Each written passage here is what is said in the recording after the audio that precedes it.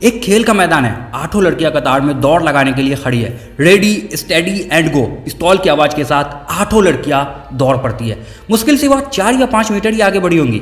एक लड़की फिसल कर गिर जाती है और उसे चोट लग जाती है। दर्द के मारे वह लड़की रोने लगती है और बाकी की 7 लड़कियां को उसके रोने की आवाज सुनाई पड़ती है। और यह क्या, अचानक वह 7 लड़कियां रुक जाती है।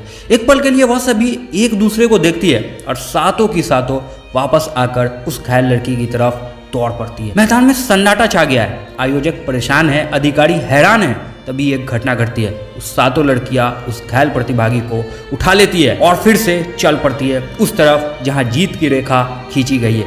एक साथ 8 लड़कियां उस जीत की रेखा पर पहुंच जाती है। लोगों की आंखों में आंसू है। और मेरे दोस्त, ये race national institute of mental health द्वारा आयोजित थी और वो 8 लड़कियां मानसिक रूप से बीमार थी। लेकिन जो इंसानियत, जो मानवता, जो प्यार, जो स्पोर्ट्समैनशिप और जो टीम वर्क, समानता का भाव उन 8 लड़कियों ने दिखाया है, वह शायद हम जैसे मानसिक रूप से विकसित और पूर्ण रूप से ठीक नहीं दिखा पाते। क्योंकि हमारे पास ब्रेन है, उनके पास नहीं था। हमारे पास ईगो है, उनके पास नहीं था। हमारे पास एटीट्यूड है, उनके पास नहीं था। और मेरे दोस्त, प्यार इंसान से करो, उनकी औकात से नहीं। रूठो उनकी बातों से, उनसे नहीं। क्योंकि रिश्ते से बढ़कर कुछ भी नहीं है। अगर दोस्त ना मिले तो यह समझ नहीं आता कि अजनबी लोग भी अपनों से नहीं, अपने जान से भी प्यारे हो सकते हैं। मनुष्य के 5 लक्षण विद्वानों द्वारा बताए गए हैं। पहला, जो दूसरों की दर्द से द्रवित हो। दूसरा, कि वो दूसरों को कष्ट न दे। तीसरा, कि वह किसी के प्रति अन्याय होते हुए दिखे या कष्ट में देखे तो सहायता के लिए स्वयं आगे आए, पुकार का इंतजार न करे। चौथा, उसके मन में सबके प्रति समानता का भाव हो, यानी ऊंच नीच, अमीरी गरीबी, सेवक स्वामी, इन सब के आधार पर किसी तरह का भेदभाव न हो।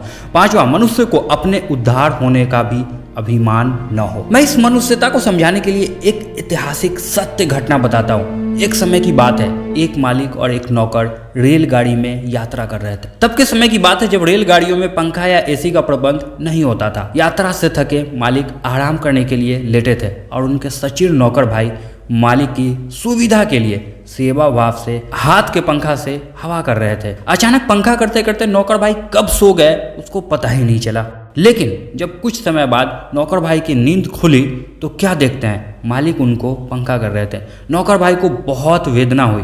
वह बोले, मालिक आप यह क्या कर रहे हैं? मालिक बोले, भाई जितना आराम मुझे चाहिए उतना ही आराम आपको भी चाहिए। सुख और नींद पर हमारा और आपका बराबर अधिकार है। इसमें किसी भी तरह का भेदभाव कैसे चलेगा?